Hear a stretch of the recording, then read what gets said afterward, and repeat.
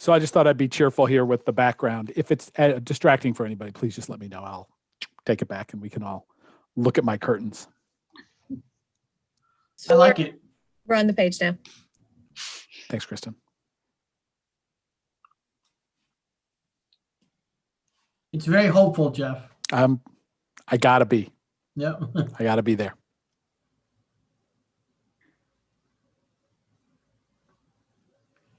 So I think, are we waiting for Carolyn? I didn't hear from her, but Okay.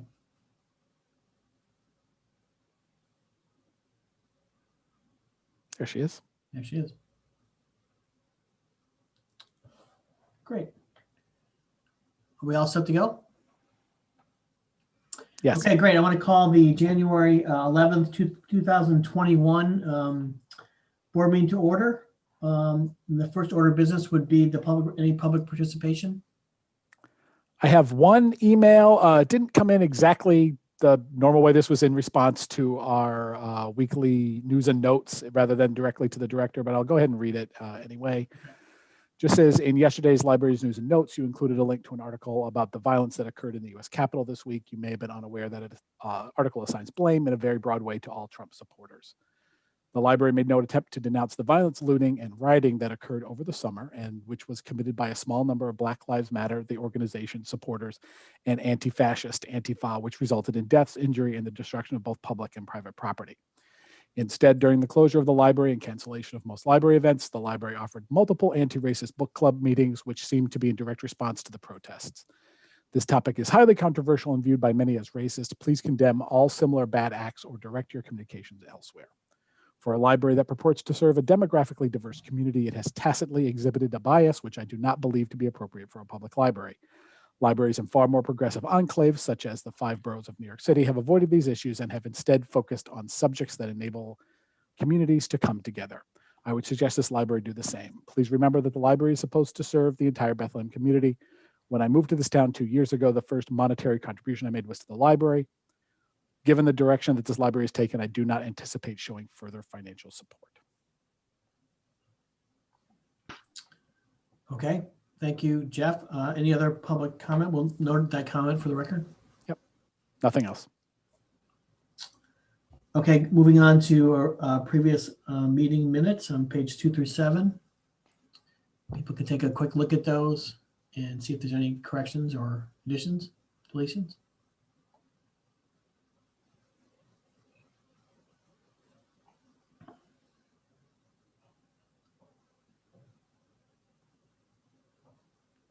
There's actually 2 sets of minutes, right? So.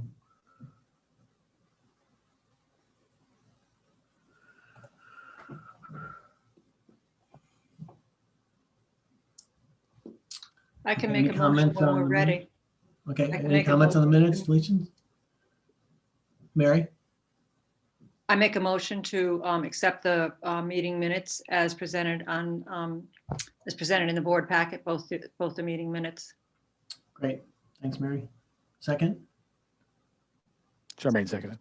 Charmaine, okay, all those in favor, please raise your hand, quick. Any opposed, objection? Okay, that motion carries. Going to the financial report. The budget is tracking at about 3% under budget as of December 31st. Okay, This month we received almost 17,600 in state aid, which is about 73% of the budgeted amount. And also included in this month's report is the detailed report of expenditures through December 31st. So you can see more detailed lines of expenses that roll up to the total in the summary report. I want to draw your attention to interest income, which is considerably under budget. Interest rates have been or are historically low due to the economy and the pandemic. We plan to have a discussion about this at the Finance Committee meeting when we meet in a couple of weeks as part of a larger discussion about the budget. And we'll, at that time, determine whether we need to make any changes in our policies, in our investment policy.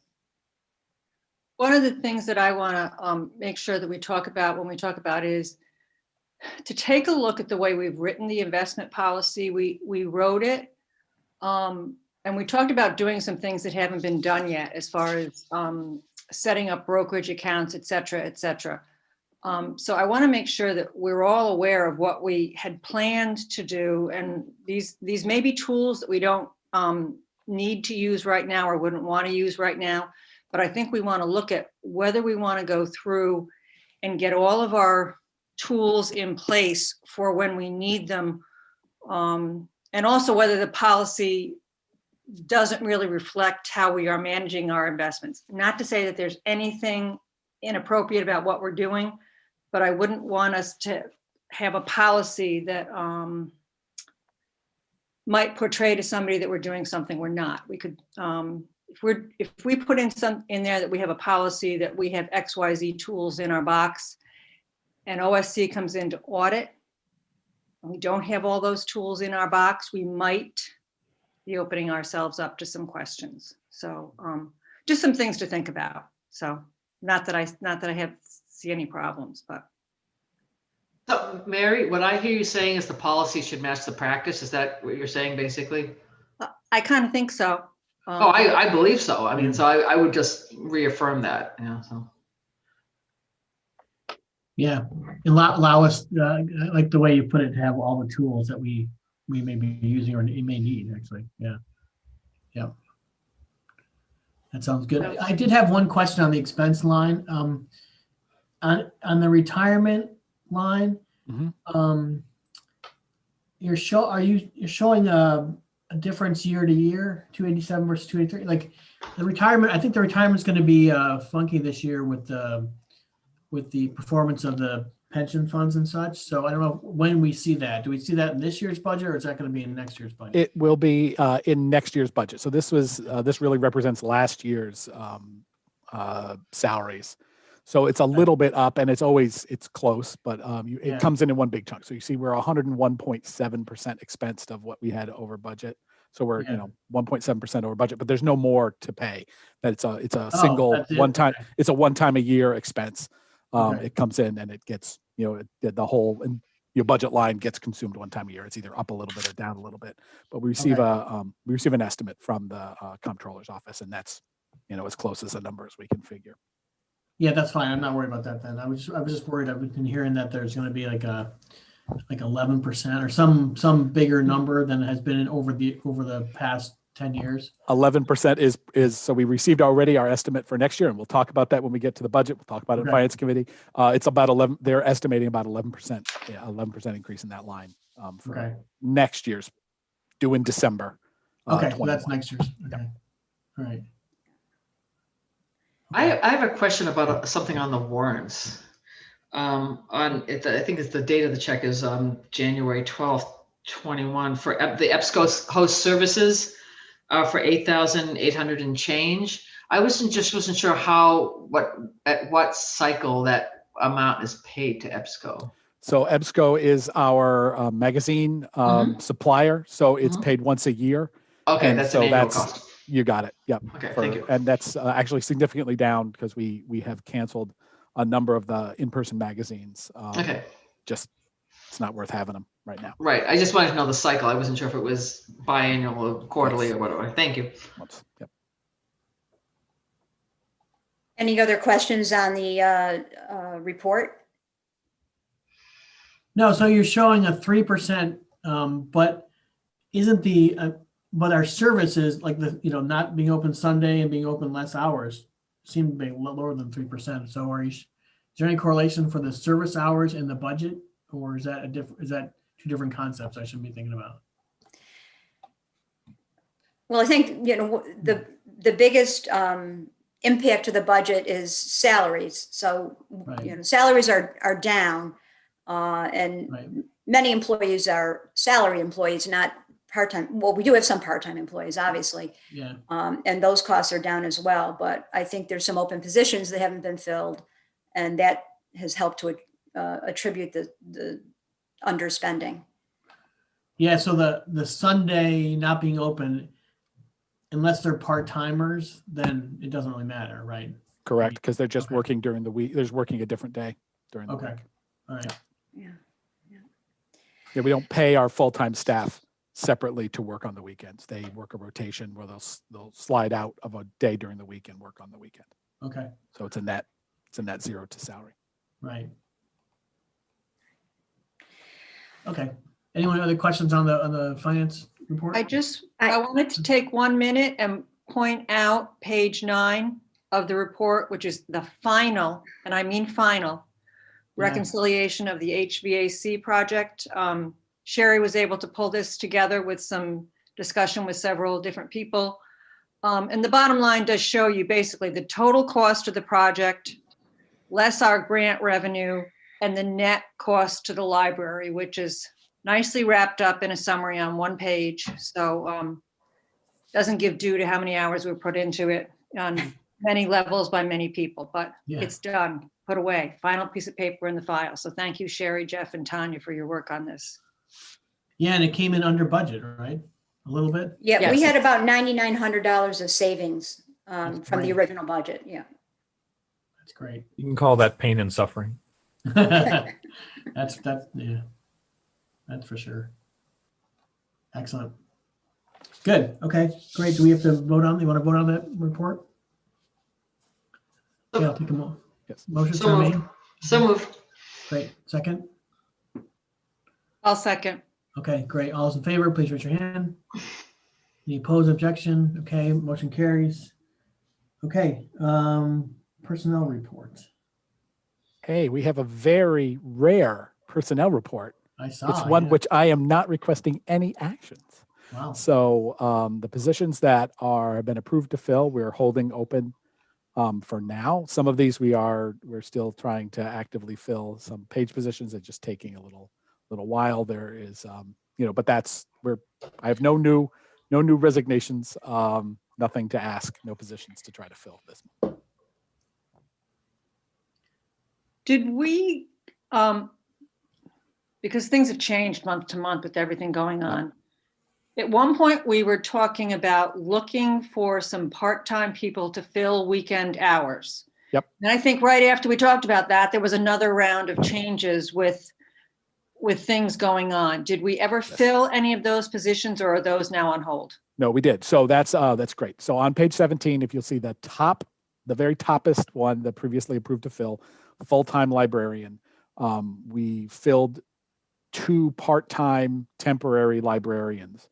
Oh, we with did. with that line. So they are working for us, and they were super critically helpful to us over the holiday weekend. And when we've had staff who are unexpectedly absent, they have been able to fill in a lot for us. So they are proving nice thing. Both of them have worked for our library previously, one of them more recently than the other one. And so they were able very quickly to slot in and help out right away. Okay, So, good. Thank you. welcome. Great. Any questions on the personnel report? Okay, director's report. Okay, so we'll hit right into it here. Just wrap up really quickly. We had to replace the hot water heater. It died. It was a residential model, so we replaced it with a commercial model. Should be able to supply a little bit more hot water and a little bit faster, and the tank will be a little bit larger than our residential model from before. So that was good, done quickly. I wanted to just take note of the fact, and I'm going to mention it here. Kristen will be putting out a lot more information about this. She has put together a pathway for us.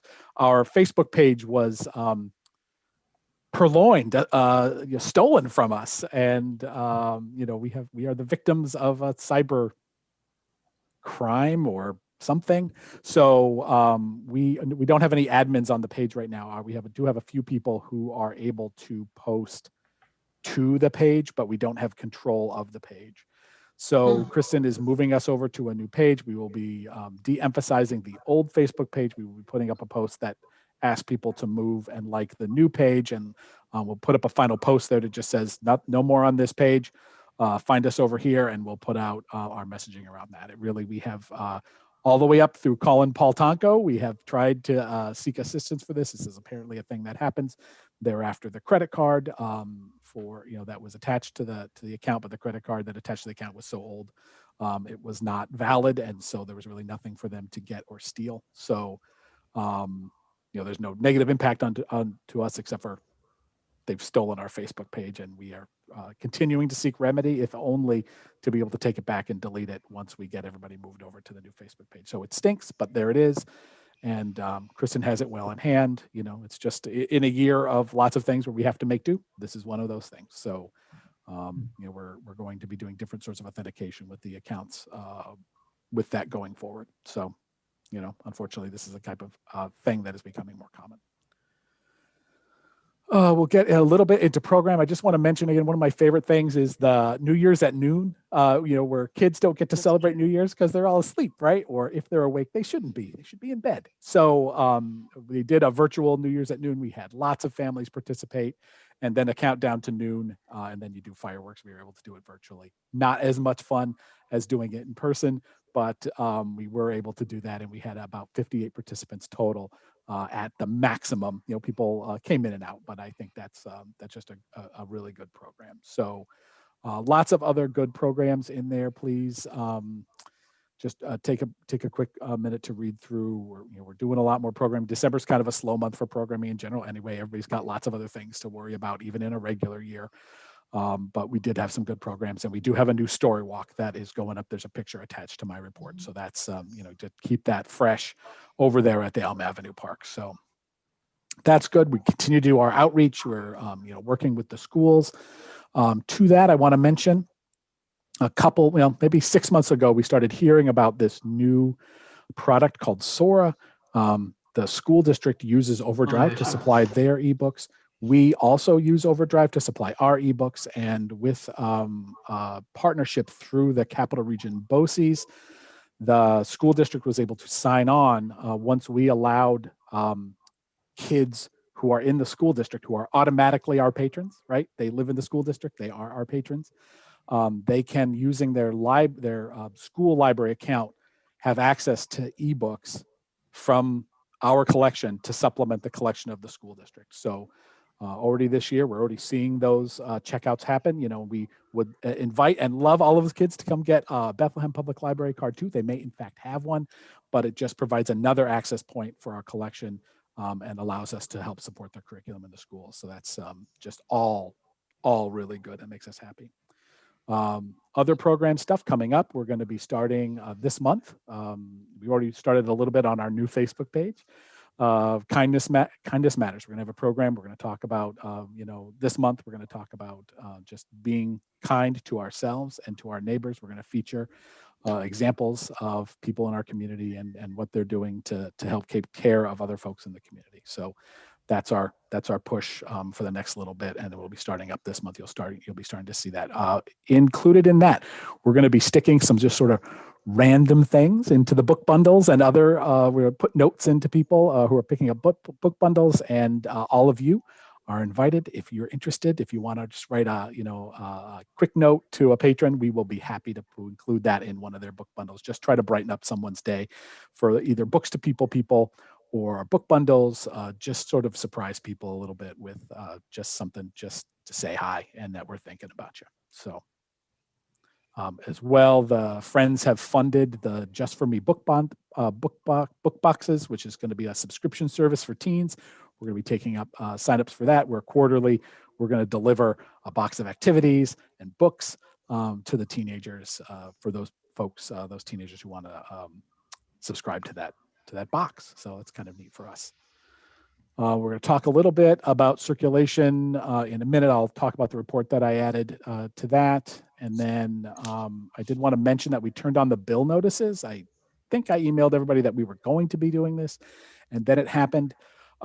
Bill notices, as it turns out, are a very effective way of getting back long overdue materials. That sort of is a little kick that some folks needed, even in the absence of fines, to just say, hey, that book is super overdue. It's could have been since June. Time to bring that back. And it really did spark a little mini flurry of returns. So we'll keep that going. Again, for right now, there's no negative impact. You bring that book back, it's all is forgiven. We just want the books back. So, until we reinstitute fines, that will be the case. But it is just a good reminder. We mail those out to people, and it's just like, hey, we're still thinking about you. Need to bring those materials back. So I want to point out. Do you do that by email or is it physical? No, it's mailed. So when we get to a mailed. bill, so the overdue notices go out via email usually. Right. I've had We a lot of those. I know that. Yeah, one. yeah. That's like, hey, you need to bring this back. Minor infraction.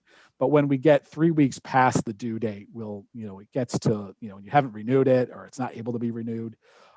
You'll get a bill, and we do mail those out. So, the part of the reason our postage was down over the summer was we weren't mailing any of those bills out. They were turned off for the whole system.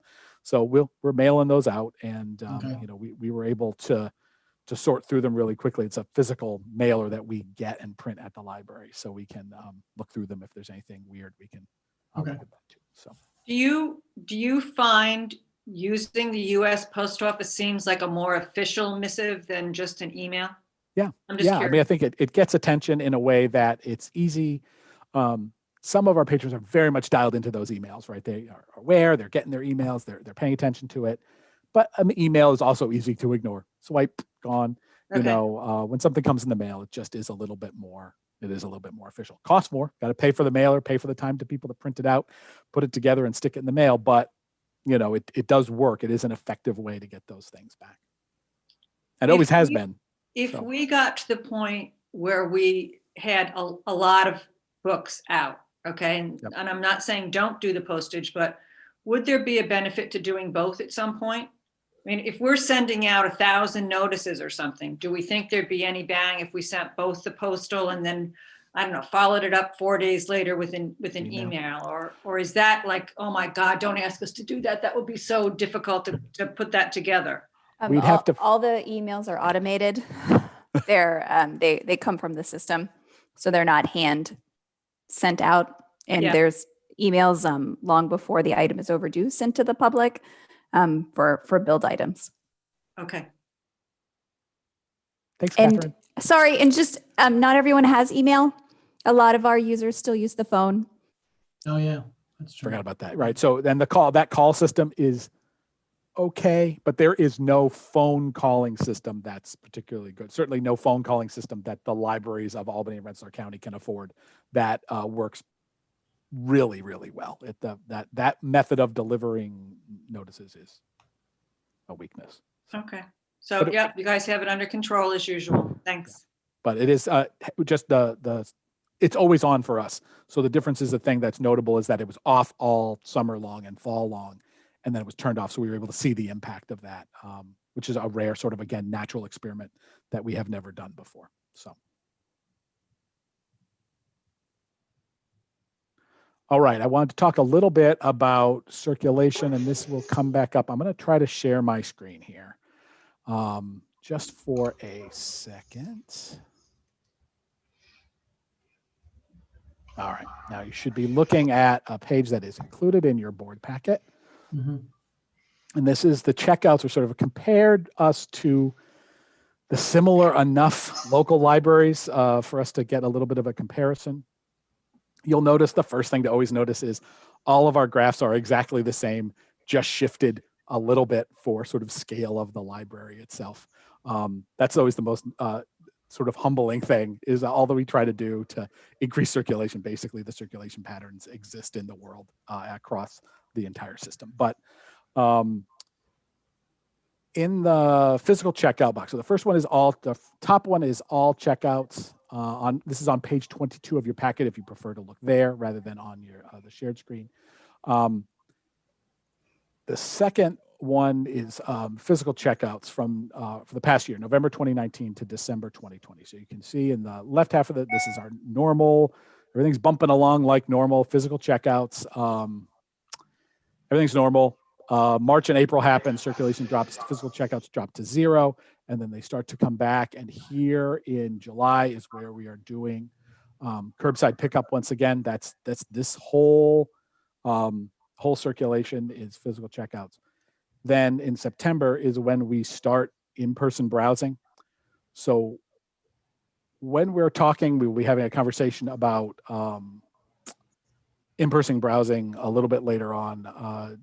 Thanks to Catherine again for producing these numbers. When we're talking about what we're missing through curbside only or in-person browsing, it's just the difference between this line and the bump that you see from sort of September to December. You can see when we started curbside pickup or in-person browsing, and when in-person browsing ends in December, when we had to go back to curbside, the difference between those curves, that bump as opposed to going down and following all the other curves that the other libraries have there, that's the difference in circulation that we're talking about. Basically, I just want to say it's just another sign that the folks in the circulation department are doing an amazing job to be able to really, the bulk of our checkout happens through curbside pickup, and they're just doing a great job. I just wanted to mention that. I think that's I keep saying that, but I don't know that there's enough ways that I can say that for people. So that chart's there. We can roll back and talk about it again as we talk about our phase reopening plan, but I just want to mention that. And again, thanks to Catherine for producing the numbers. And it's just a good idea. We like to see, where we are compared to other libraries. I think that's helpful for you. We are steeped in these numbers all the time, and lots of the board members are not. So this is all good information for you to have. You can see, sort of Hoopla comparisons on the statistical port, the regular statistical port on page 24. You will see circulation again, about 75% of normal. We've been averaging between 70 and 80% of our normal non-pandemic time checkouts. So again, this is just, circulation isn't the only service offered by the library, but it is an indicator generally of services of the library. It's an easy number to get to. And, so are we serving all the people in all the traditional ways that we used to be serving them, even for checkout? No, but I think doing 3/4 of the traditional work that we're doing under the conditions that we are doing them is pretty impressive. And so I just want to point that out again.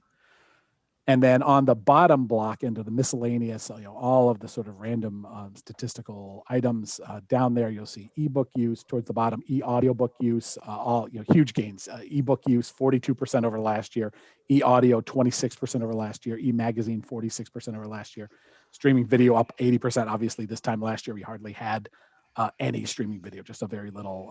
We had just dipped our toe into the Canopy thing last year. So that's now we have multiple platforms, both through Hoopla and Canopy for streaming video.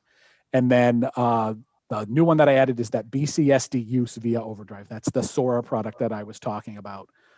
So far this year, we've had 650 checkouts of our ebooks through the school district that we were not capturing before. So that's another yet increase in the sort of the domain of ebook checkouts that we are making available to the community. Can you explain that again? What does that mean exactly? Sure. So this is where the students can, through their Bethlehem School District library, right? So they have Overdrive there just like we do. It's a little bit different. But there's a backdoor connection to our ebooks that are available to the students directly without having to log in again using a Bethlehem Public Library card. They can just use their student ID, because if they're in the school district, they are automatically our patrons. They're this geographically the same. Those are our people. So through BOCES and the school district, both of these places had to turn on this connection. Students can use ebooks to supplement the ebooks that are available through the school district. We have a very large ebook collection in Upper Hudson. So this makes those necessary books to help with their studies more available to them without a second login that would be required to have a Bethlehem Public Library card. Now, some students will have a Bethlehem Public Library card. We'd love every one of them to have a Bethlehem Public Library card, but why, if they're automatically our patrons, there's no reason for them not to have access to a collection that their parents pay taxes to have. So it just opens that up a little bit more. And that's happening sort of district by district across Upper Hudson.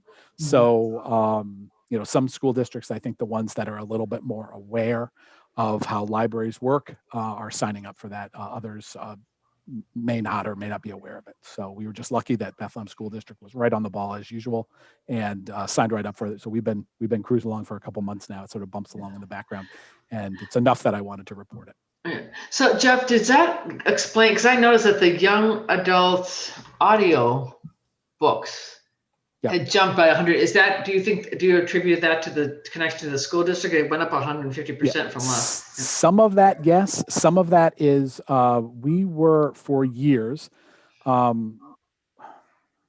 assigning our e-content, particularly ebooks and e-audiobooks for both adult and young adult and juvenile, using a static ratio because we could not get at the categories. We couldn't categorize the e-content the way we wanted to. So we had done a massive project to create a sample of this several years ago, many years ago, and create a sort of a static ratio. And now that the tool has improved, the reporting tools have improved, and Catherine has been able to go in and actually create real categories for the actual checkouts. So whereas before we were reporting, as the whole thing went up or down, the ratio wouldn't change between those items. We're reporting the actual thing. So for a little bit, for the next, it doesn't really matter, but for a while we've been reporting the actual categories. So some of that is probably the SOAR connection in those e-audiobooks. Some of that is just general increase in e-content, and some of that is the sort of reshuffling of those categories as we recognize where they're really being used, as opposed to sort of a one-time snapshot. We went through every checkout for an entire month and assigned categories to them back when we just had no categorization tools for ebook use. But the company itself is much more sophisticated than it was, 5 or 6 years ago. So. Thank you. 3 factors, yeah. All right, so Jeff, do we know what Colony is doing? So Colony is interesting. They're a town library, but they have two school districts. So I think one of the school districts has signed on, and one may not, or just has yet. So they're coming, but they don't have the same automatic connection with the school district. I mean, they're both contained in the town, right? But we have a sort of a deeper and automatic connection with the school district because the geographies are exactly the same. So we don't have any of the issues where we're trying to say, oh, this person might be outside the district. They're not. They're in our district. So, yep. But I know they're getting some checkouts from Colony. I just saw that posted on their Facebook page that had just been recently connected. I think we've been connected for longer than that. So. Gas and electric usage, again, there it is for your viewing pleasure. And Thank you. You're welcome. And I think this makes a lot more sense than the tabular data that I have been reporting for years. So again, thanks to Catherine and Tableau for creating those. And then our Facebook and Instagram reports. Just if you look on page 27, I just like to mention the just massive increases in e-content use across all formats. That's just, that's this year. So, lots of new people just continue to be amazed by how much people are continuing to use that e-content. I think there was a spike in the early spring and early summer when there wasn't much else available. Then our physical circulations picked back up with Curbside and the pop-up library. So that went down a little bit, but it didn't go down back to where it was. It went down to its new normal. And particular, if you look at the sort of pink line, is the e-audiobooks. That line really even wasn't super impacted by the library being closed. That is a number that just fewer physical ebooks will be checked out every month forever from now on. That's just going to happen, and more digital ebooks. That's just a shift that is just based on the availability of people being able to check out an audiobook on their phone and Bluetooth that thing right into their car.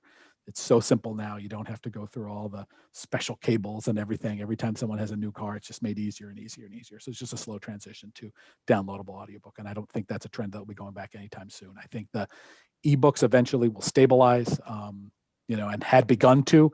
And now, we've got an increase again. We'll see where the new normal is. But some formats, it's the perfect format and it's not going to go back. And that will actually be in the budget process. So, there's some things, for ebooks, in total, we adjust that up, but we're not saying, we're buying fewer books. For audiobooks, we're going to be buying fewer physical audiobooks and buying more e-audiobooks. That's just, that's where the demand is. I think that's it for me.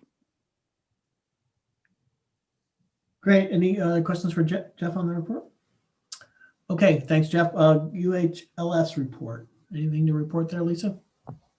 Well, as I reported last month, we didn't meet in December, but we had met in November and at that point had approved the central library budget. But in the last week, we heard that there was a change in overdrive pricing, seemingly lowered, which I'm shocked by, which resulted in about a $10,000 line that allowed us to, we're going to be pushing some of that into nonfiction e-content, which will make some people happy. And the rest will be going to Albany Public Library because they're the central library. So, and they have a staffing line for that. So that's what we'll be doing this month. And that's about it at this point. Lisa, I finally got a hand. I'm on the Central Library Committee, and I finally have a handle on what happened. No one needs to know. I am not going to explain it. Extra money is there. And for some reason, we have way more magazines than we've ever had. If you look on Overdrive magazines now, there's 3,000 titles there. And there's a lot of really good magazines there. Overdrive has come up. We still like Flipster. We have two competing magazine formats, but Overdrive really, they bought a company. They bought another e-magazine company and integrated all that stuff into their content. So lucky break. Thank you. Okay. Yeah. Any new business? Budget process. Okay, so I mentioned, let me bring that back up. Just quickly, Sherry and I met. We went over my sort of skeleton budget. Most of the numbers that I need, we've already received from the school district, which is fantastic. Thank you, Judy Kehoe over there, for being so quick.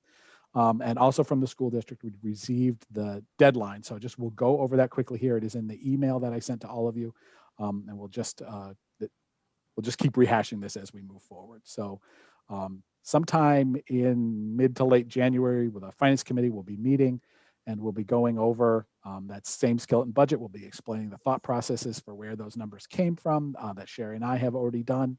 And we've had some conversations or some decisions to be made, but we'll be bringing that to the finance committee. We'll come up to something, and then in the February meeting or before the February meeting, we will have that draft budget out in an email to all of you in the board so that you can sit with it, look and see what's going on. And then at the February meeting, we can discuss it. We'll go through it. And then luckily, the budget isn't due to the school district for their public notice deadlines. Is not due to them to the 12th of March, which is after our March 8th board meeting. So we can vote on the budget. If everybody was super happy and comfortable with it, we can vote on that in February, but we also have a whole nother month we can vote on that in March and still not be late, no special meetings, no trying to squeeze it in any place. There's time to have those discussions and tweak anything that needs tweaking.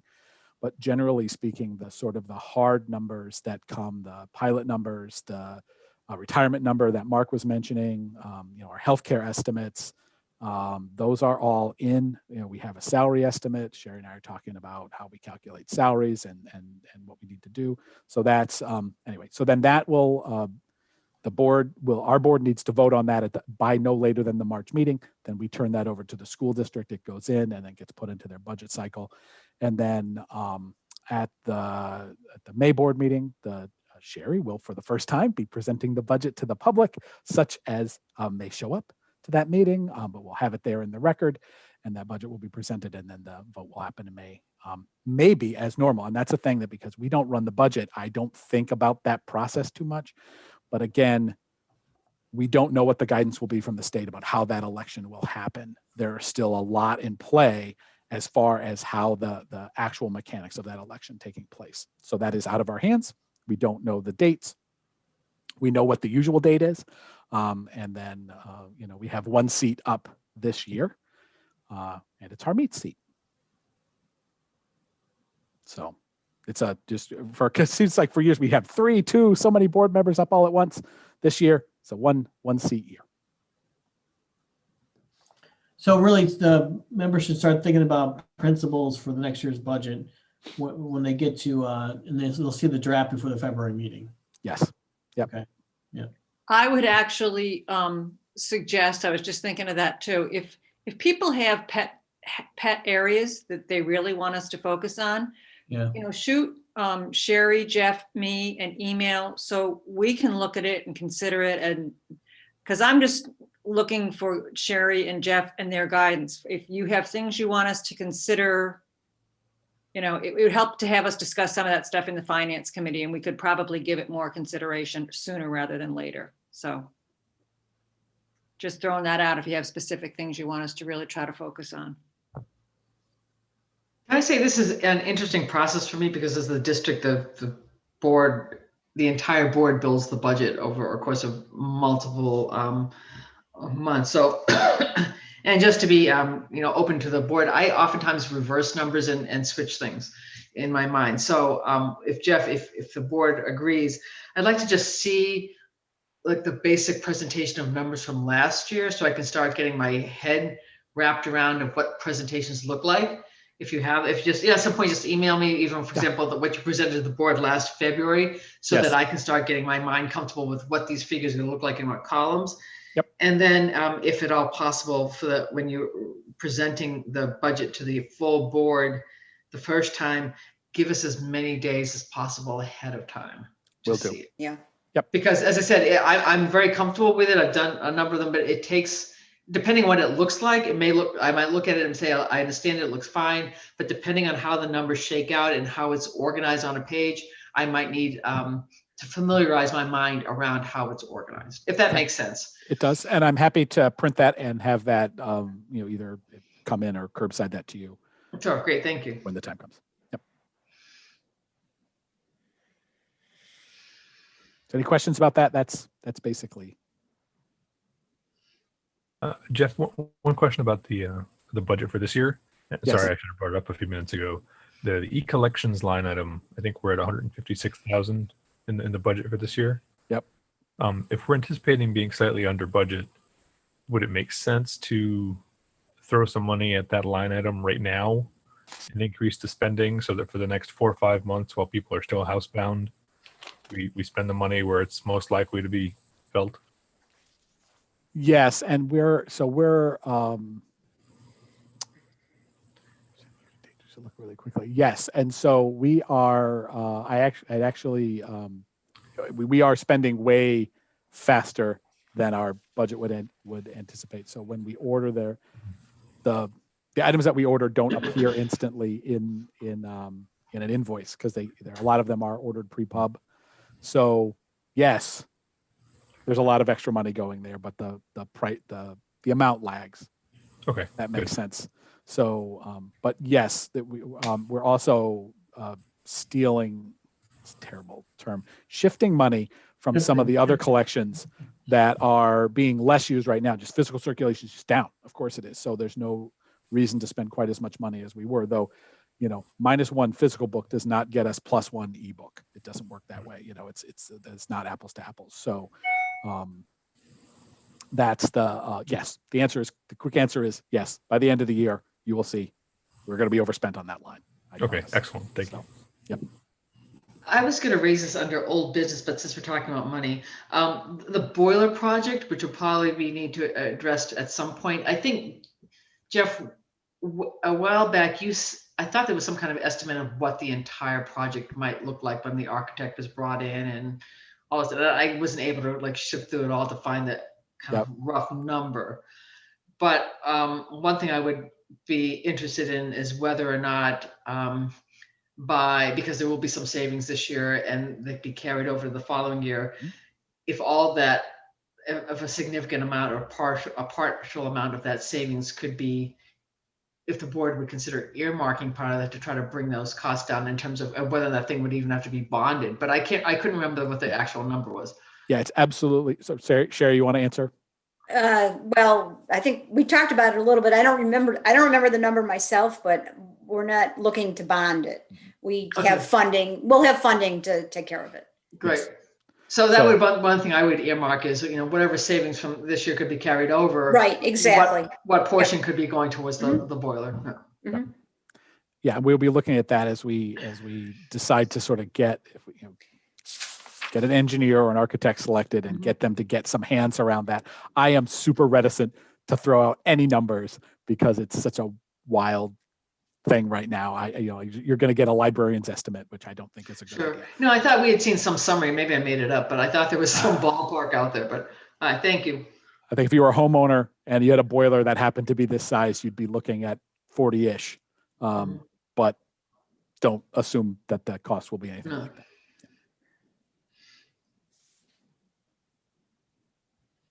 When do we think we might be talking with design people? Summer? Spring? Anyone, Bueller? Yeah, I would say before summer. It's been hard for me to pull my attention in that direction with bringing the long range plan into land. But yes, we need to get moving on that is the answer. So, if we can get a design, whatever way we can get that design firm selected for this, I think that will help us. Just get a feasibility study, get some estimates in there. It would help us all as we try to decide what we're going to do with this thing. Okay, so thank you for that answer. So let me go back even a step further with the boiler. So am I correct that a part of the boiler failed and a part of the boiler was replaced, and perhaps it was half? I don't know if it was half. So my question is, does that mean we have half of the boiler that going into next season could potentially fail? So there are 6 cast iron sections in the boiler. One cast iron section was one replaced. of 6. Okay. One of 6. And basically, it is the same advice that we keep receiving from everybody that looks at the boiler. Hey, you need a new boiler. So, yes, it is fixable. Yes, parts are available. But, we have heard from our friends at DASNY. We have heard from the engineers we had brought in, and we heard from our HVAC technicians who work with our system regularly in the library. They're all like, that boiler is old and you need to replace it. So that is the decision that the board will need to make. We made a decision to pay the money to fix it rather than sort of do a replacement, sort of an emergency and a scramble. It is very much the right decision. I'm so happy we went, and I was on the fence on that one myself. I'm very happy we went in that way. We're enjoying the nice heat. Everything's fine. The most likely section to fail was the section that failed. The one right in the middle gets the most sort of raw heat from the fire, but any one of those other sections could go. So it is, I think it's something that needs to get worked in to our plan for building maintenance. But we are not making the decision with a sense of super urgency. So the last time we talked to people, I'm trying to remember what the turnaround time for SED was. Was it like in the 12-month range? No, it's way, way down from when it was. They really, I have to say, everything I'm hearing is they've gotten their act together quite a lot, to the point where you don't even need to pay for the expedited service if you need it really super fast. It's much shorter than what we had experienced during the HVAC project. Okay, I would posit a guess. It's got to be at least 3 months, though. Yeah. Yep.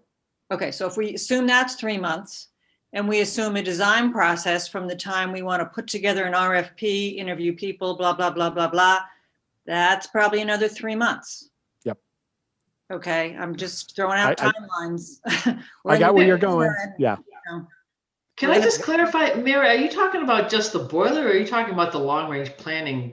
No, I'm talking about the boiler project. Okay, thank you. A design plan in order to do any replacement of the boiler.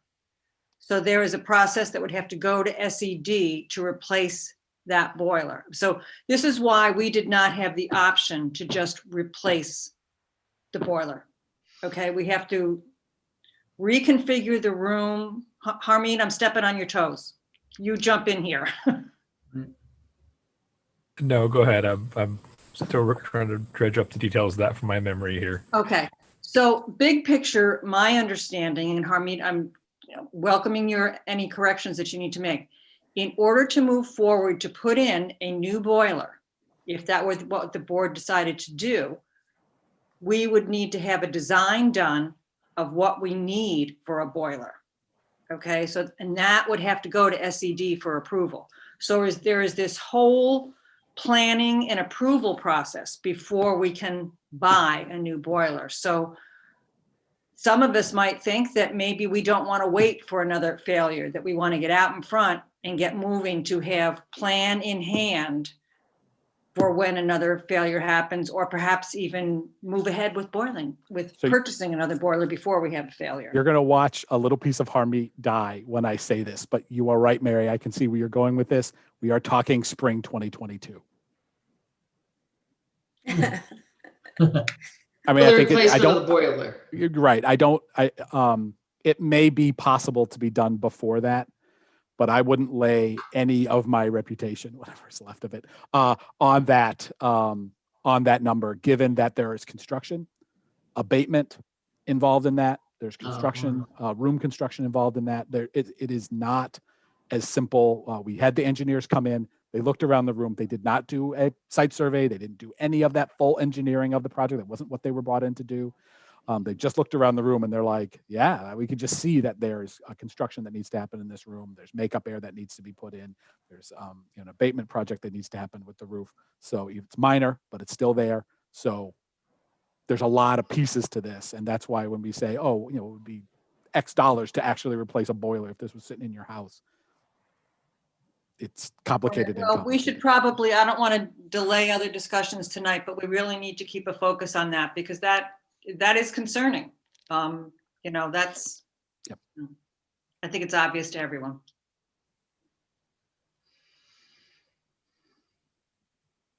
Yeah, no argument there. I think we've got to get it started in the next couple of months at least. I think at this point we're all stuck with having to get through one more winter with the boiler as it is. But as long as we can get something started in the next couple of months, it won't be too winters. Okay. Thank you, Harmeet. Thanks, Jeff. Goodbye.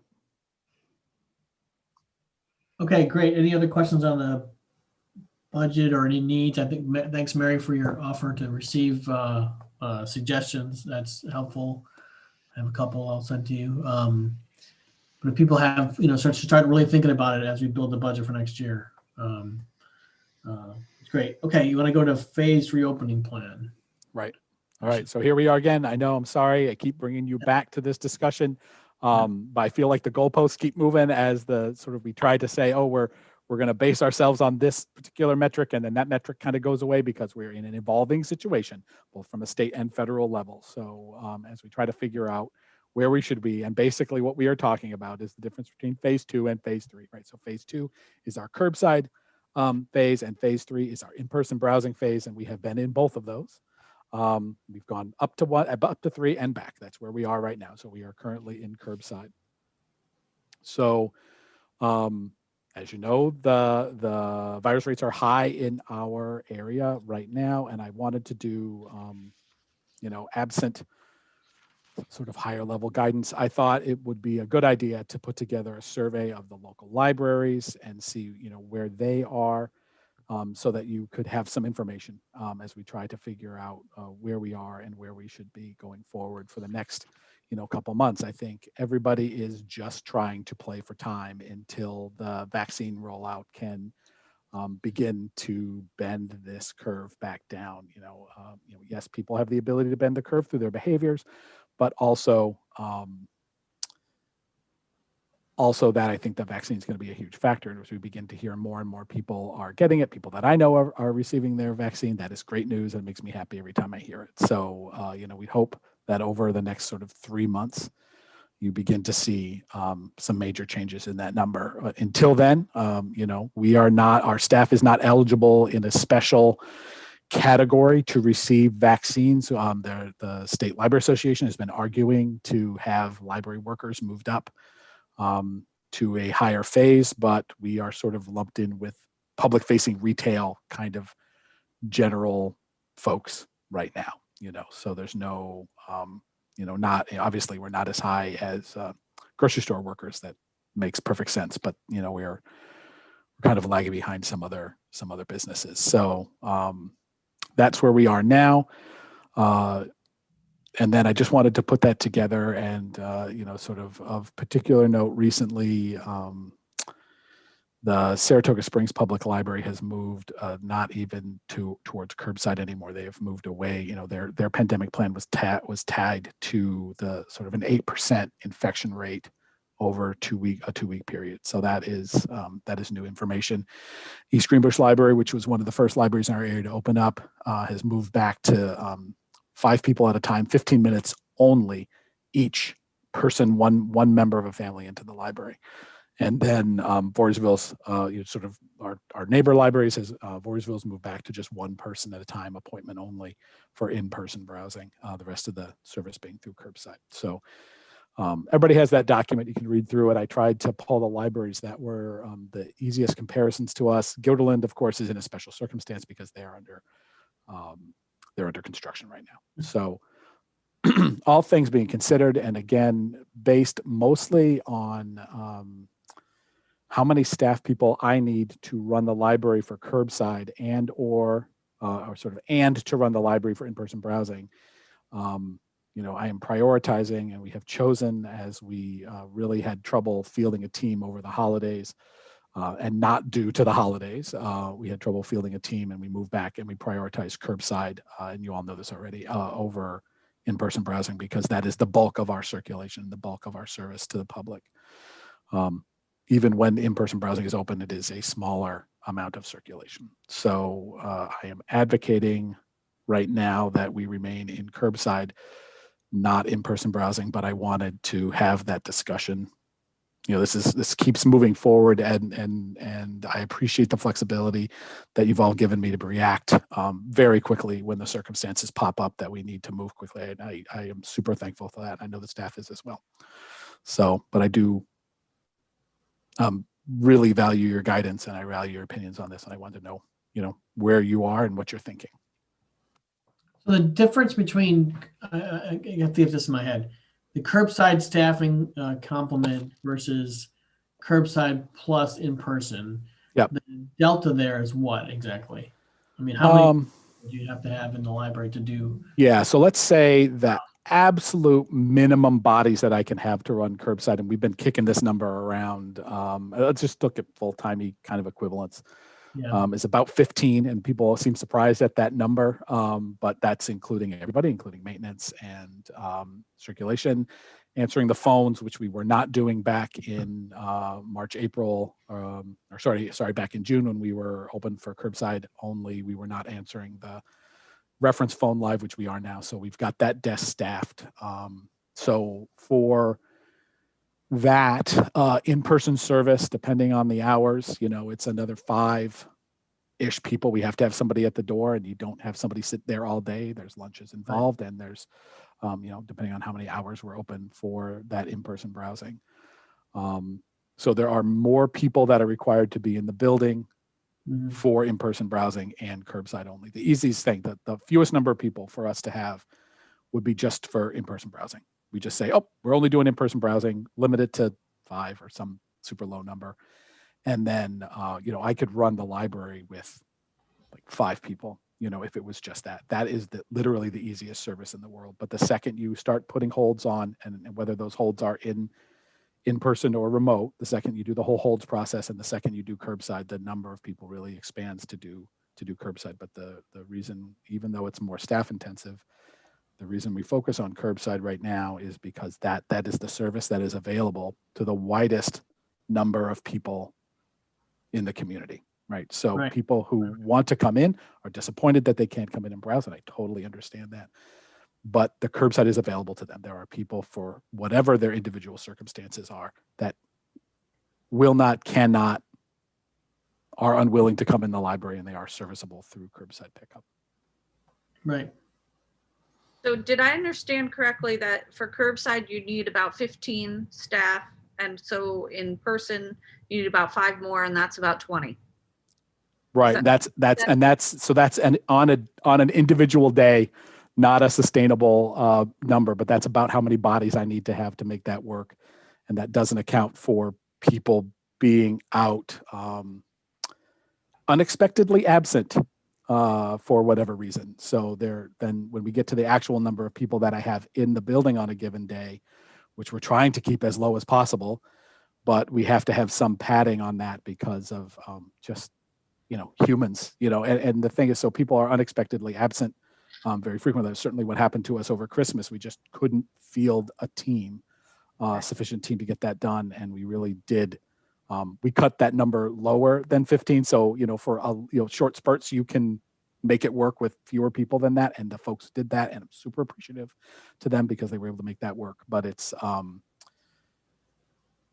that's it's just, and vacations still happen too, which is, not very many of the staff are not taking very many vacations. There are doctor's appointments and vacations and other things happening as well. So, And so we're at Curbside now because you don't have the staff to open for in-person browsing. We were just getting good enough to be able to do that. And then every day I get calls that make that not possible. So, and that's, there's a tension that we want to have more people because then we can provide more services. But at the same time, we don't want to have more people because the risk to the staff is each other, right? How many people do we have in there all day breathing around each other, even though we're masked up and sanitizing?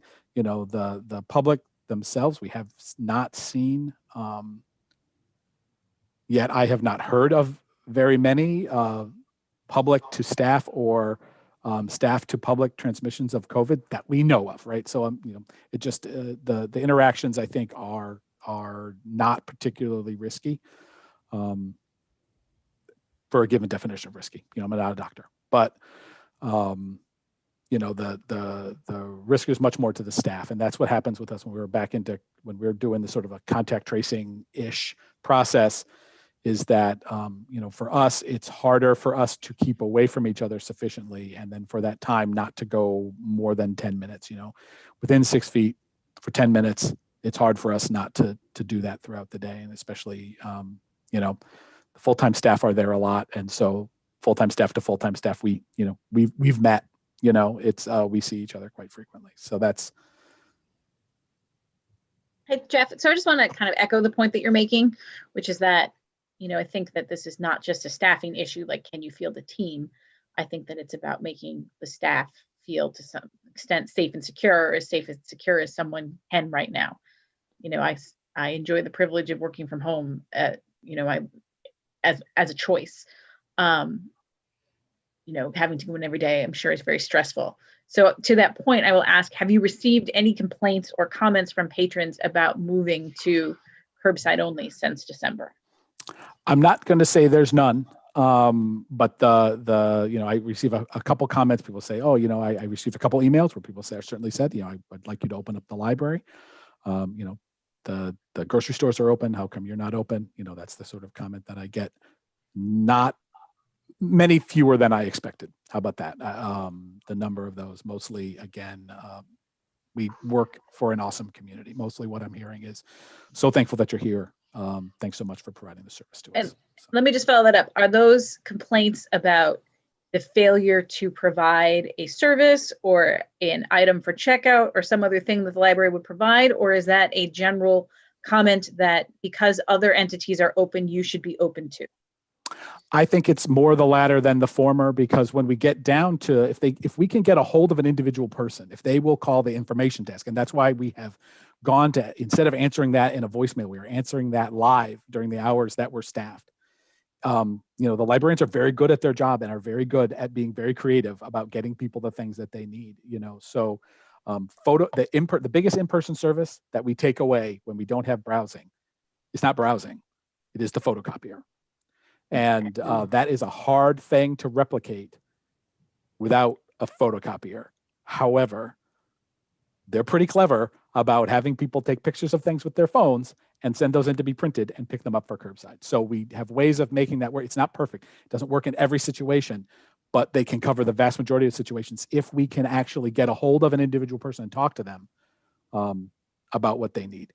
And then that sort of that browsing, right, is in no way am I saying that is not an important thing for people to do. There are people who do not know what book they want. Trying to fill that with the book bundles. We're trying to do that with one-on-one time with the librarian to help them get their next book, but it's not the same. Okay, then I would say, given that there don't seem to be complaints about service, because it's not perfect per se. I understand needing a photocopier and not having one. Certainly been in that situation recently, but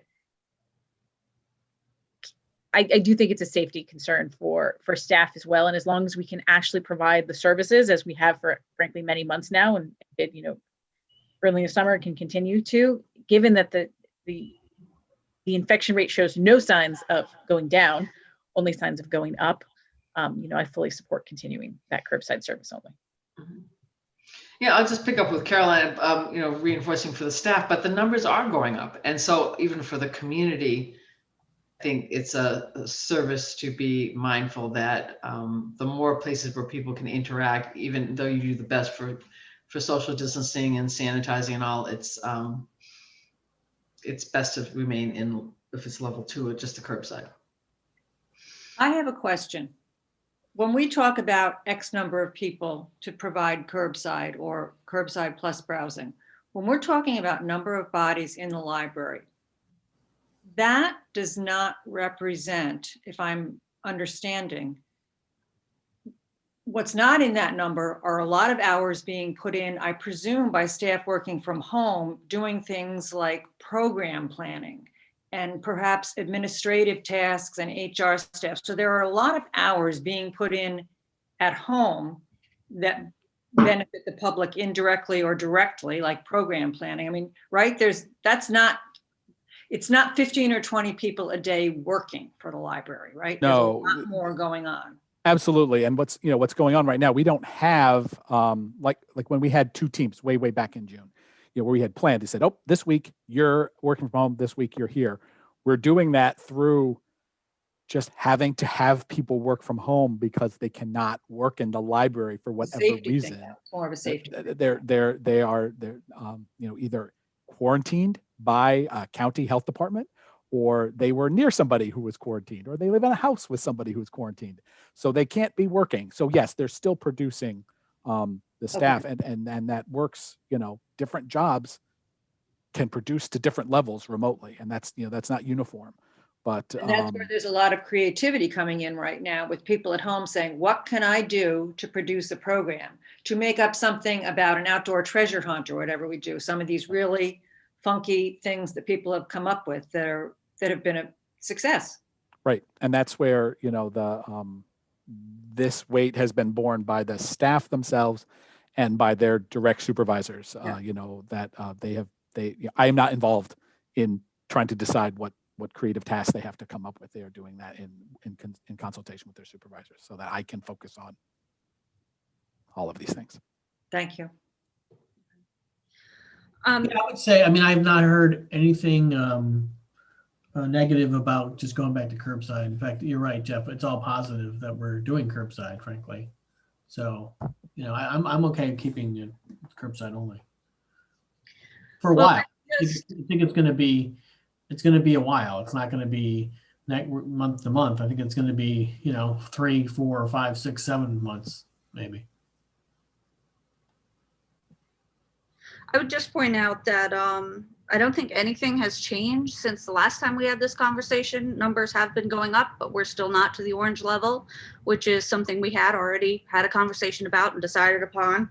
The library, the building itself does provide services, whether it's photocopying or checking out a book, that people are used to using. And that's great that we haven't heard that much negative about it not being the building not being open. But I do know that last week the tax bill came out, and sure enough, there's a line on there for the library taxes. And I can't imagine that the taxpayers aren't out there wondering, why we paid our taxes, the building's still closed, and other services in the community that are similar to a library are open.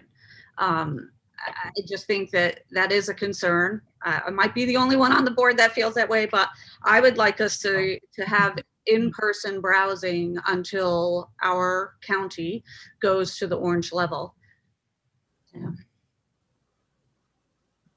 No, thanks. I appreciate that. Yeah. Any other comments or any other thoughts? Jeff, I guess from the way it's been running for the past few weeks and staff having to quarantine, et cetera, do you feel like even curbside only is sustainable for the next 3 to 4 months? So, absent if the numbers of staff people who have, I'm sorry to be so careful, if the numbers of staff people who have to be unexpectedly out remains similar to what we have been experiencing over the past 3 to 3.5 weeks, which is significantly higher than anything we have experienced all summer and fall. We got to cut our teeth all summer and fall with lots of good examples and figure out what our procedures are. And in the past 3.5 weeks, it is all we have been doing. Just the numbers of people, it's much higher. It feels like it is. We are at a staff level of people who are in the building that is about what we would be if we were running 2 teams, about 50% availability at any given time. Does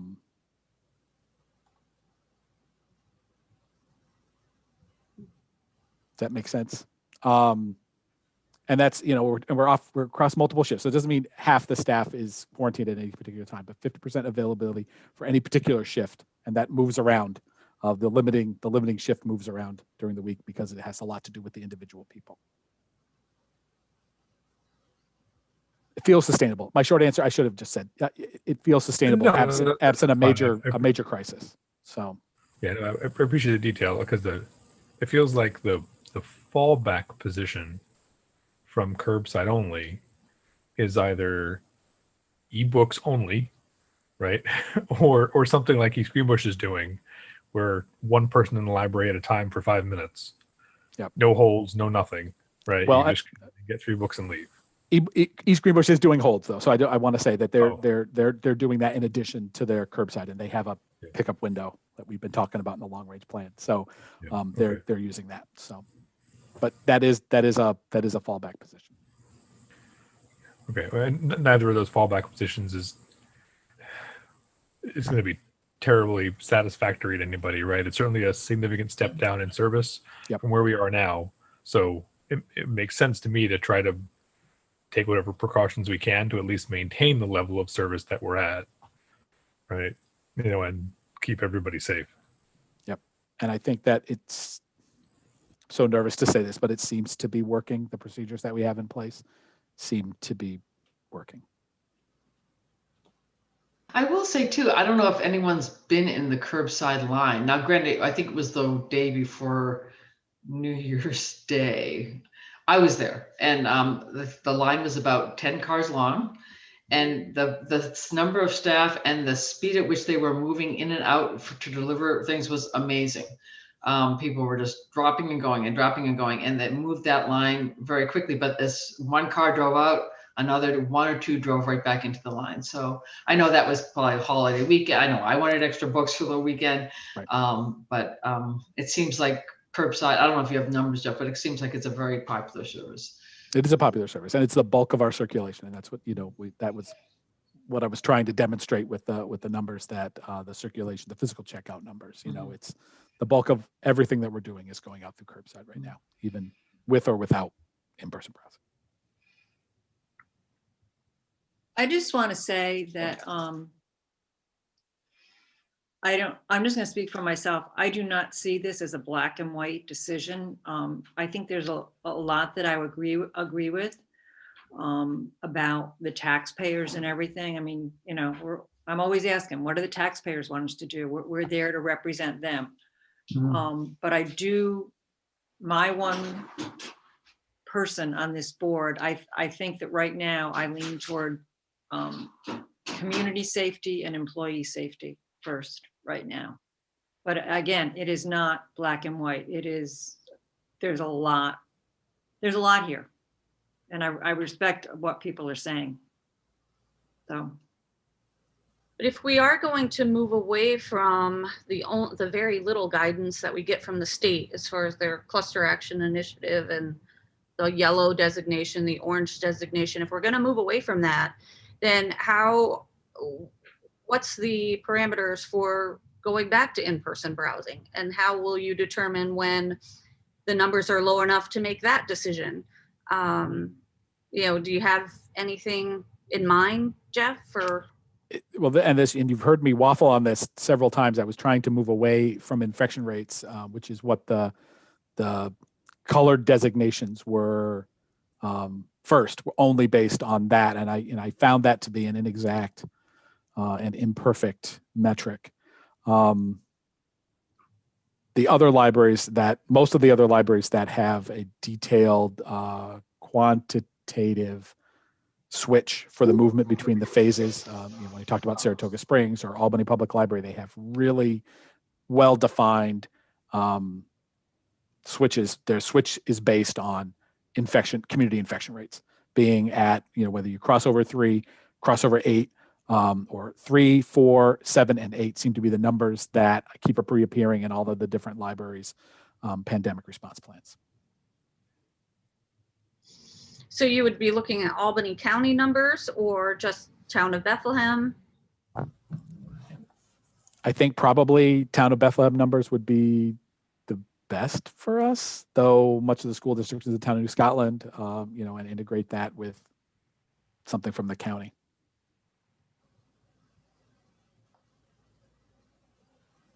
Yeah, it's a good question that I don't have a great answer to right now. Is what's that switch? What's that phase initiator switch? My hope is that I can feel that the next phase initiator switch might be that the vaccine is available to the majority of the staff people, and it is super available. And then, we get the folks that are willing, which I'm hoping is a very high percentage, vaccinated, and then we can be there. Yeah, they're talking about 1B taking 14 weeks. So, to get to further down the priority list, unless we have a huge supply increase, which we're hopefully the new administration is going to release all the vaccine. Who Right. knows? But so I'm not sure. And in some ways, I'm not sure I would support a number because it's such a changing environment. Numbers would kind of guide things, but I'm not saying I would necessarily. I like the orange thing for a while, but now it's like I'm not sure that's really the right metric. I don't know. So I would say that maybe a metric to work with for the moment that is a little less hard and fast is that right now we say that as long as the infection rate continues going up, we stay at curbside. And that our message to the public is that perhaps we reassess when the infection rate starts going down. I mean, and unfortunately, I hate to say that the infection rate is going to go up for a period of time at this point. Like it shows no signs of going down anytime soon. We're still, on various surges, and, the vaccines are going to take a long time to kind of take their effect. So I think that maybe, Jeff, to your point that, no one likes the hard numbers, but we need to have something, a message. I think that we say infection rate is going up, we're at curbside.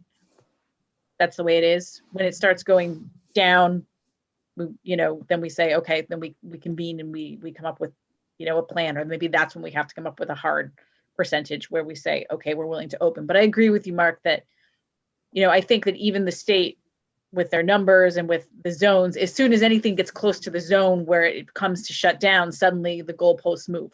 Right. Exactly. Or there's a reason, or there's exceptions, or there's, there's lots of reasons for that. Yeah. But those markers have not become, I think, reliable measures of what reflects the community's needs necessarily. Mm-hmm. So, but I think maybe we can just tell people that as long as things are on the up, we don't change. Well, and frankly, Caroline, that's kind of, I'm realizing now as you're saying that's basically what we did in June. Not with no intentionality. That's sort of that exact plan. And again, that's contingent. I agree with you, Carolyn, but even on top of that, that's contingent upon having the bodies to open the door. Right. Doesn't matter how low the metrics go. If we don't have people exactly to open the door, yeah. That's what I was hearing Jeff say too, is you have to be able to field the staff. You have to consider the levels. And, Mary, we were saying it's not black and white, it's also evolving. So I would suggest that we, as opposed to saying it might be till, people are vaccinated or whatever, that perhaps we just have to every month or every 2 months reassess and have this, a short check-in and a discussion. What makes sense now? What makes sense now? What are the indicators we're using? And not that we do it every month, but I agree with Caroline that the numbers are going up. But it's also staffing issues, and there's multiple parts to the puzzle. So we should just keep assessing. I think I would say for between now and the next meeting, we should just stay in phase 2. But to Michelle's point that we do answer to taxpayers, and that, we as board members are also asked, to justify certain policies at certain times. I think that, if we're all in agreement that we should have a common message. Why is the library still at curbside? We have made a decision to stay at curbside because of this. And I'm just proposing that maybe that answer is, we have made a decision to stay at curbside as long as infection rates are increasing. We are open to reopening that discussion should they start to go down. Stabilize or go down. Yeah. Yeah, yes. Right. Yeah.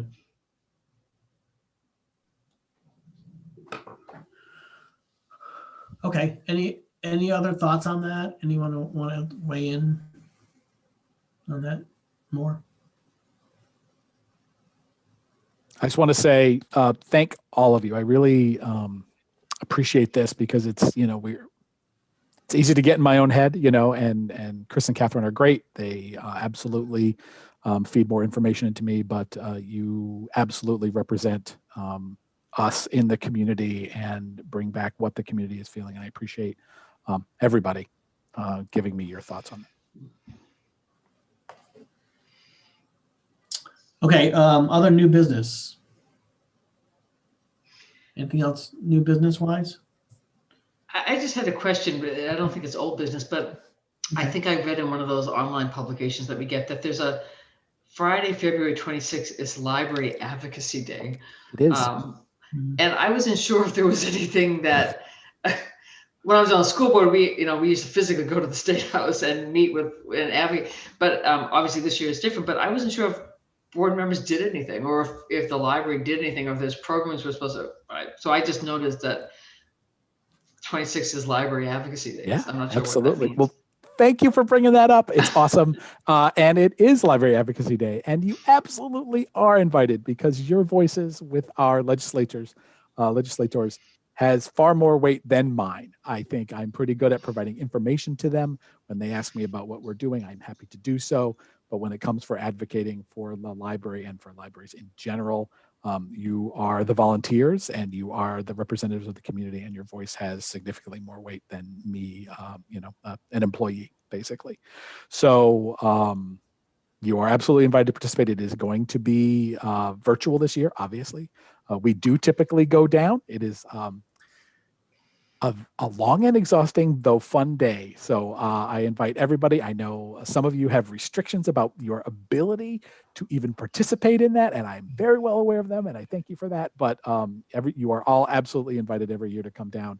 The marble floors are a nightmare. Get new shoes every year. That is my really good sign to get new shoes on that day, because you need good support down there, because those floors are murder. So if there's a plan for this year, as you're putting it like any kind of schedule or how we participate, could you just send us the information so we can know what that looks like? I will. Typically, Upper Hudson is our coordinator for that, and we sort of what we are advocating for when we go down there. Most of the funding that comes directly through the state that affects our business is the funding that goes directly to the Upper Hudson Library System. Our check, which was smaller than expected, it was supposed to be, we were thinking $24,000. This year came in a little, 17 and change. Even that, that decrease is a hit to our budget, but it is not the level of the hit to the Upper Hudson Library System. And a lot of our services depend on services that are provided through the system. So what we're doing is going down and supporting them, and they are the coordinators for our activities. As soon as I get anything on that, I promise you I will send it out to all of you. They will probably email you directly as well, but we'll get that out, and it's really good. Thank you. I think it's gonna be a tough budget year. Yeah. There's my easiest prediction ever. Okay. On the old business, long range planning steering committee. Harvey, do you want to do a quick update or talk about that? Yeah, so real briefly, we met with Paul back on the 17th of December, and he came back with his approach on some of the drawings, schemes that we've seen before, right? The idea being a smallish chunk right in the kind of $2 million range, right? That would have a significant upgrade to the library, right? The idea that it floated to the top of the list, I think, was the large auditorium that sits out towards the front of the library near the green, as well as some other improvements inside.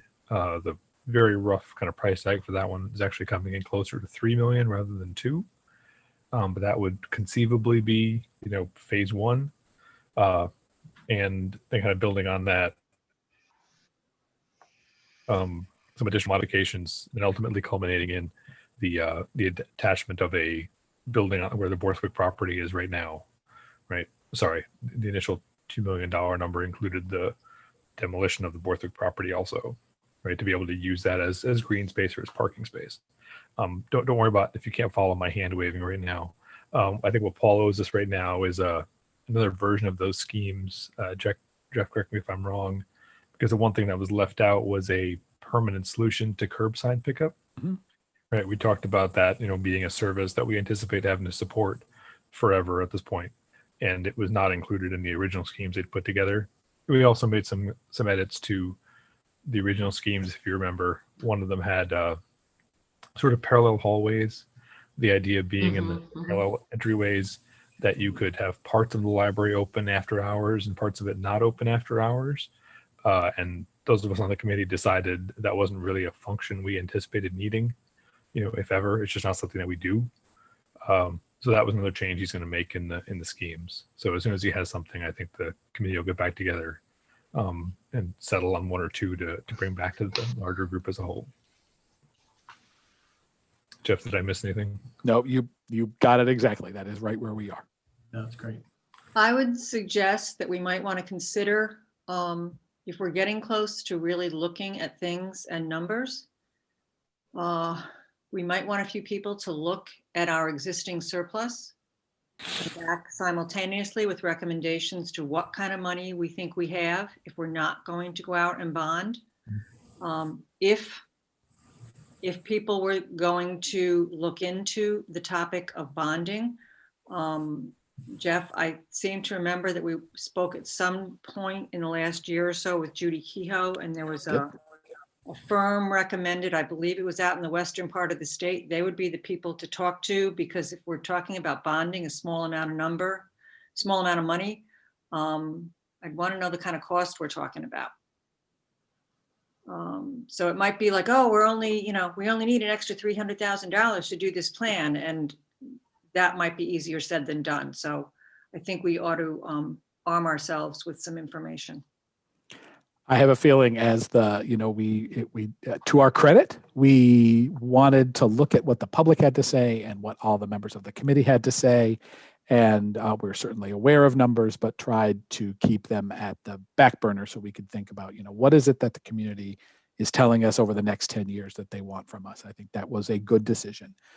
But you are right, and Harmeet is correct in that it is, it is where rubber hit the road right now kind of questions, where those sort of real world financial questions begin to impact what it is that we can discuss, what the board actually wants to discuss about what the plans are for the future. And I think, nobody in their right mind is suggesting that we go out for a bond now, right? That is not in the cards.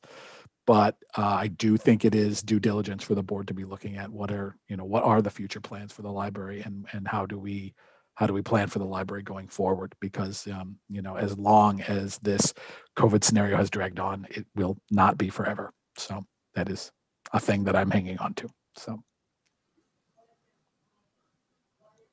but Mary, thank you for all of that. It is we've got. Yep. Those questions need to be integrated into. You bet. Yep. Well, also too, it's been my experience that between the time you're discussing plans to the time that you're going out for any potential bond, regardless of the amount, there's so many steps in between that in terms of generating amounts of money, approving costing out plans, approving a plan, and getting the final number and architecture firms, all the rest. That any kind of discussion of bond is, whether we have it or not, is down the road a piece. I mean, these are all kind of steps along in that process. Almost as long as getting a new boiler. Oh, yeah, that's the only Yeah. thing. Yeah. Yeah. I mean, it's the, I know, Harmeet, every time we talk about the scales of time that we're talking about for these projects, it's just, That's true. I'm slowly becoming immune to it, but yes, Sorry. we are beginning what is a 3-year-ish process. Or Mhm. Yeah. something. So, I can already tell that the discussion of the boiler is going to be the new HVAC discussion. Oh, indeed. it is going to be not an order of magnitude smaller, but significantly smaller than the HVAC. So while it will be more complicated than it would seem that it ought to be, this I will say, it will be more complicated than it would seem like it should be, but will be less complicated than HVAC. There you I go. would agree. It's going to be longer than we think it's going to be, but it will not be as complicated. Yeah. I'm going to tell anyone who wants to run for the board about this, that you're going to talk a lot about things like HVACs and boilers. Be prepared. Exactly. Yeah. No more HVAC. No more HVAC. No I'm more. very grateful for that, Mary. Exactly. Happy New Year, Carolyn. Thank you. I appreciate it. Yeah. Lasted my whole first term, Mary. So I felt bad. Brian's final comment was there was never a board meeting as he came onto the board and left 5 years later that we did not discuss the HVAC project. Yep. That is. So now it's done. And anybody thinks that it was painful, you Right. have no idea what Jeff and I, You're right. believe me. Believe me. Yep. Okay. Any other questions on the long range planning or for Harmeet? Okay, great. Go, Harmeet. Yep. Thank you very much. It's very helpful. Other old business? Any future business? Any Old business, I was just wondering if there's any policy in the queue that we were gonna, I'm not sure if there's anything essential, Jeff, but I know the policy committee had a few cracks at a few things. The board approved, I believe those, but I wasn't sure if there's anything else that was, I know that budgeting is coming up, so that might have to go on the back burner, but I just put a plug for that. I have nothing to talk about right now, but it is, I promise you, I owe them. It was, the conflagration of the holidays and what happened to us Sure. over the holidays managed to rip all of my best laid plans right out of my hands. So, Mhm. but I will get right back on that. I'm not, no hurry, I just was wondering. You know, No, just, it's important. And I think, holding us, thank you. I just do appreciate you mentioning it because, those policies do deserve a routine and regular look. Mhm. And it's important that we continue that work. Mhm. And just to to go backwards real quick. Do we have another long range planning meeting scheduled? We don't. The ball was a little bit in Paul's court. Now, I'm sure he experienced some holiday as well. So I will circle back with Paul this week, and